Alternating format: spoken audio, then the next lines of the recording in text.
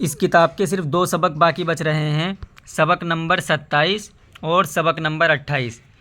یہ جو اردو زبان کا قاعدہ اب مکمل ہو جائے گا، پھر اردو زبان کی پہلی کتاب شروع ہوگی۔ ٹھیک ہے، 2 سبق پڑھنے کے بعد یہ اردو زبان کی پہلی کتاب شروع ہو جائے گی۔ تو اگر آپ نے اس کتاب کے پہلے سبق نہیں پڑھے ہیں تو ان سبق کو بھی پڑھ لیں، تاکہ جو آگے کتاب شروع ہونے والی ہے اس کے پڑھنے میں آسانی ہو۔ سبق نمبر 27، سے حرفی الفاظ کے جملے۔ آج دیکھ، گھاس کھود، پاس بیٹھ، ٹھیک بول، دور بھاگ، منہ کھول، بات مان، کھیت کاٹ، دیکھ بھال، راگ چھیڑ، سبق پڑھ، گھی کھاؤ، صاف حرف لکھو، بڑا پیڑ گرا، خوب مشق کرو، رات بہت گئی، بدن صاف کرو، ٹھیک وقت پر چلو، علم طلب کرو، فیس ادا کرو، کام مفت ہوا، چست چالاک رہو۔ سبق نمبر 28، 2 حرفی و سے حرفی الفاظ کے جملے۔ سچ بول، خوش رہ، دعا مانگ، پاک صاف رہ، برف سرد ہے، سبق یاد رکھ،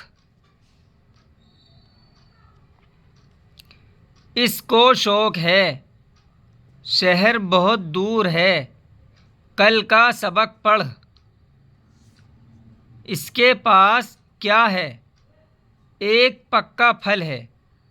یہ جو ہوتا ہے نا، اس کو کہتے ہیں انگلش میں کوشچن مارک اور اردو میں کہتے ہیں سوالیہ نشان۔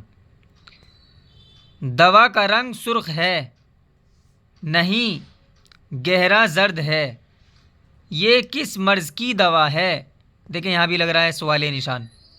تب کو دور کرتی ہے، تب کہتے ہیں بخار کو۔ عقل سے کام لو، دری بغل میں داب، دھان کا کھیت کٹ گیا، خدا کے سب کام بے عیب ہیں، اس تال کے آس پاس کمر کمر گھاس ہے۔ تال کہتے ہیں تالاب کو، یعنی اس تالاب کے آس پاس۔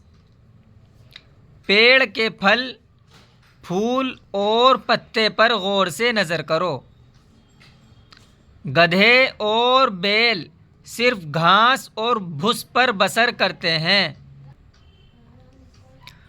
خدا نے ہم کو مٹی میں سے غلہ، شکر اور ساگ پات دیا۔ حسد، حرص، غصہ اور غرور دل کے مرض ہیں۔ مرض کہتے ہیں بیماری کو۔ جو دل کی بدی سے خوش ہوا، اس میں کوئی روگ ہے۔ خدا سے دعا کرو کہ ہم کو جھوٹ اور دغا سے بچائے۔ سچ میں نفع ہے، سچ ہی عزت ہے، سچ ہی زور ہے۔ مال اور وقت اس کام میں خرچ کرو جس میں کسی کا بھلا ہو۔ ٹھیک ہے، یہ سبق ہمارا مکمل ہو چکا ہے۔ ایک لفظ اس کے اندر آیا تھا دھان۔ پچھلے سبق میں دھان کا مطلب گزر چکا ہے۔ آپ کمنٹ کر کے بتائیں کہ دھان کسے کہتے ہیں۔ دیکھتے ہیں کتنے لوگوں نے پیچھے کا سبق پڑھا ہے۔ ٹھیک ہے، اب ہماری انشاءاللہ اگلی جو ویڈیو آئے گی وہ اردو زبان کی پہلی کتاب ہماری شروع کی جائے گی۔ دعا کریں اللہ تعالیٰ اس کتاب کو بھی خیر و عافیت کے ساتھ مکمل کرا دے۔ السلام علیکم ورحمۃ اللہ وبرکاتہ۔